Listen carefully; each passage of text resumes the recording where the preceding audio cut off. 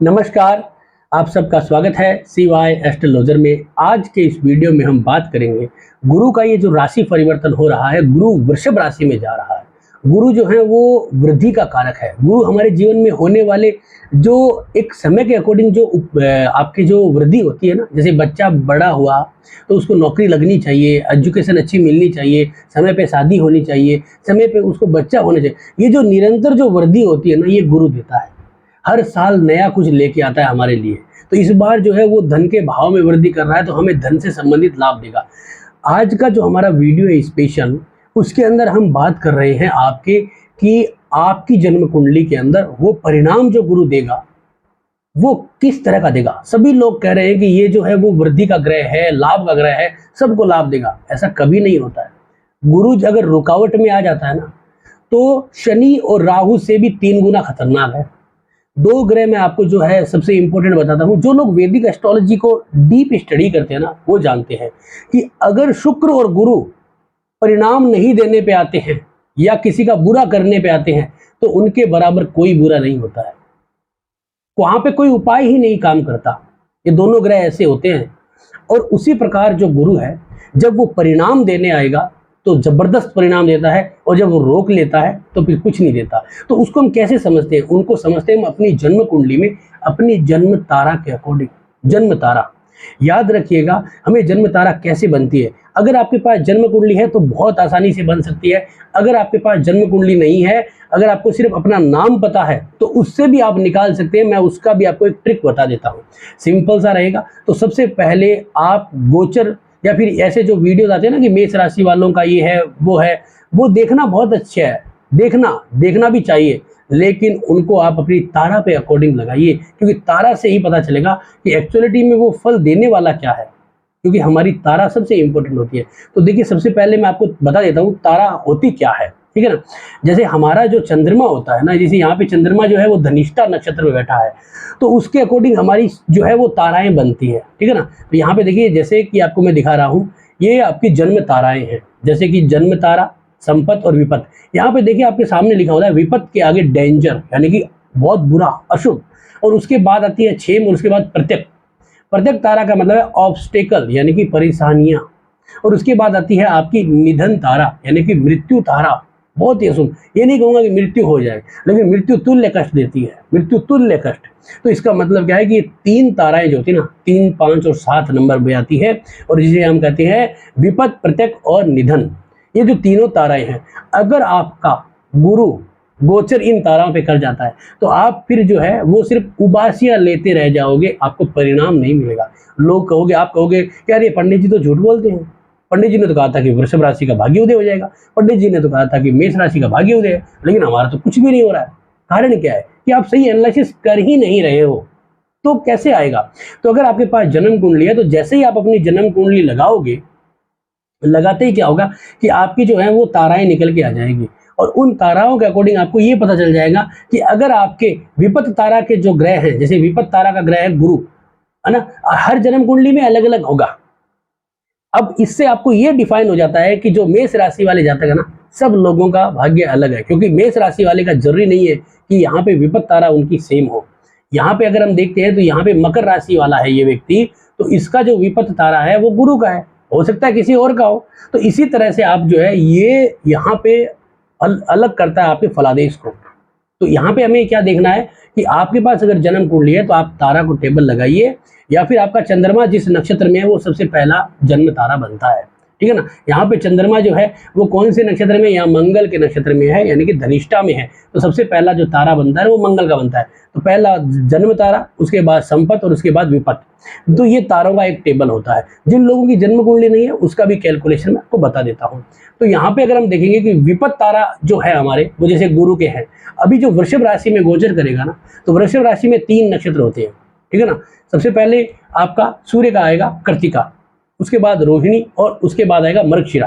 तो यहाँ पे अगर हम देखते हैं तो जैसे कि आपका जो है वो विपत तारा गुरु का है, और प्रत्येक तारा बुध का है, और निधन तारा जो है वो आपका शुक्र का है, ठीक है। तो इसका मतलब क्या है कि अभी जो है इन तीनों तारा में, जैसे मैंने अभी बताया, कोई नहीं। मान लीजिए कि अगर निधन तारा सूर्य का होता, तो आप ये सोचते हो यार वृषभ राशि में गुरु आ गया है, बहुत बढ़िया लाभ देगा, कृत्तिका नक्षत्र में आ गया है, लेकिन कुछ नहीं देगा। निधन तारा ना आपकी परेशानी और ज्यादा बढ़ा देगा। तो ये बहुत जरूरी है आपको देखना, जो जन्म कुंडली से आपको आसानी से पता चल जाएगा। अब जिन लोगों की जन्म कुंडली है ही नहीं, ठीक है ना, जिन लोगों की, अब इनके फल क्या है वो भी अभी बताता हूं मैं आपको। अभी अपन फलादेश को थोड़ा देख लेते हैं।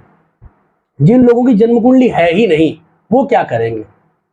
उन्हें क्या करना है, अपनी नाम राशि आपको पंचांग में या फिर आपको इंटरनेट पे इस तरह के नाम राशि के सभी चीजें मिल जाएगी, ठीक है ना, नाम राशि के अकॉर्डिंग सब चीजें मिल जाएगी, ठीक है। तो यहाँ पे आप क्या कर सकते हो, आसानी से ये देख सकते हो। जैसे कि यहाँ पे जो है ना, एक राशि के अंदर जो है वो क्या होते हैं, आपके एक राशि के अंदर जो है वो आपका जो मतलब अगर हम बात करते हैं ना, तो 9 अक्षर होते हैं, ठीक है ना, ठीक है। और एक जो नक्षत्र होता है उसमें 4 चरण होते हैं, एक नक्षत्र में 4 चरण होते हैं, ठीक है ना। तो जैसे कि अगर मैं बात करता हूँ यहाँ पे, जैसे कि मान लीजिए मेष राशि के कोई जातक की, ठीक है ना, जैसे मेष राशि की जातक, तो जिसका नाम चू चे चो ला है, जैसे किसी का नाम जो है वो लाल सिंह है, लाल सिंह है, तो उसका क्या राशि बन गई, उसकी राशि बन गई मेष राशि और अश्विनी नक्षत्र।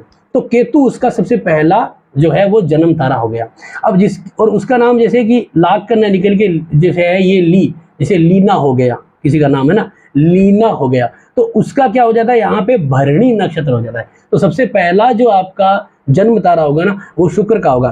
पहला अगर तारा शुक्र का निकल गया ना तो फिर सारे तारे निकल गए। पहला तारा निकालना आपको, पहला शुक्र का, दूसरा जो है वो सूर्य का, और तीसरा मंगल का तारा बनेगा आपका विपत्त तारा, ठीक है ना। यानी कि यहां से आपको निकालना है। जैसे मेरा नाम नरेंद्र है, ठीक है, तो नरेंद्र, तो यहां से अगर हम देखेंगे तो न आ गया, ठीक है, न आ गया। तो इसका मतलब क्या हुआ कि ये कौन सा नक्षत्र चलता है यहाँ पे, यहां से अगर हम आसानी से निकाल सकते हैं कि ये अनुराधा नक्षत्र है, ठीक है ना। क्योंकि 4 चरण जो है ना, पीछे वाले 4 चरण जो है वो आ गए आपके ज्येष्ठा नक्षत्र के, जो बुध का है। उसके बाद ये 4 चरण आ गए आपके अनुराधा शनि के नक्षत्र के, और ये तो जो है वो आ गया आपका, क्या आ गया, पहला चरण गुरु का चौथा चरण। तो इससे क्या होता है, आपको फर्क हो जाता है, ठीक है ना। तो जैसे न है अनुराधा नक्षत्र का पहला चरण, तो मेरा पहला नक्षत्र अनुराधा है, ठीक है, तो अनुराधा शनि हो गया। दूसरा हो गया आपका क्या हो गया, यानी कि आपका जन्म शनि, जन्म तारा हो गया शनि का, शनि संपत वो हो गया बुध का, और विपत तारा हो गया केतु का, ठीक है, यानी कि मूला नक्षत्र, ठीक है। तो इस तरह से आपको तारे बनाने, अगर आपको तारा बन गया ना, फिर आपको ये माने कि आपके सामने परिणाम ऐसे सामने से आ गए, सामने से परिणाम आ गए आपके, फिर चिंता का विषय नहीं है। तो आपको ये देखना है कि भाई मेरी कौन सी तारा पे गोचर कर गया है। मान लीजिए आपके ऑब्स्टेकल तारा, यानी कि प्रत्येक तारा के ऊपर गोचर कर गया है इन पे, ठीक है। तो आप ये मान, जैसे मैं एक जन्म कुंडली को यहाँ पे कैलकुलेशन के लिए निकाल लेता हूँ। जैसे मैंने यहाँ पे एक कुंडली निकाल ली, ठीक है, ये मैंने एक एग्जाम्पल कुंडली निकाल ली, ठीक है, एग्जाम्पल कुंडली है ये। अब यहाँ पे अगर मैं देखता हूँ कि इस जातक का जो जन्म तारा है वो शनि का है। अभी जो गुरु गोचर करेगा वृषभ राशि में कृत्तिका नक्षत्र में, तो यहाँ पे देखते हैं सबसे पहले जो विपत तारा है वो केतु का है, उसके बाद ऑब्स्टेकल तारा है शनि का। तो शनि के तीनों तारे उत्तर फाल्गुनी, उत्तराषाढ़ा और कृत्तिका। कृत्तिका क्या है, इसका ऑब्स्टेकल तारा, यानी कि एक तरह से हमें कह सकते हैं कि इसका जो है वो प्रत्येक तारा है। अब यहाँ पे सेकंड हाउस में गोचर करेगा और कर्क राशि है इसकी, तो सब कहेंगे अरे यार कर्क राशि वालों के लिए तो क्या कर रहा है, यहाँ पे 11वें घर में गोचर कर रहा है, अरे आपका तो भाग्योदय होने वाला है, आपके तो जिंदगी में ये बाहर आ जाएगी, आपको तो ऐसा हो जाएगा। और होगा क्या, होगा कि आपका हर कार्य रुकेगा। फिर आप कहोगे यार मेरे तो 8वें घर में गुरु है, इस वजह से हो गया होगा। एक्चुअलिटी में ऐसा नहीं होता है। आपको तारा ये कैसे पता चलता है, ये डीप स्टडी करने से। तो इसी तरह के वीडियोस है हमारे इस यूट्यूब चैनल के ऊपर। मैंने सारा का सारा एक वीडियोस भी बनाया है जो आपको गोचर का सारा कैलकुलेशन भी बताएगा, तो वो भी आप देख सकते हो। और हमारे वैदिक ज्योतिष के जो है कोर्सेज भी चलते हैं, तो जो भी अगर वैदिक ज्योतिष सीखना चाहते हो मेरी तरह से एडवांस, तो आप जो है वो नीचे दिए गए नंबरों पे कॉल करके अपना जो है वो इनरोलमेंट भी करा सकते हो। तो धन्यवाद।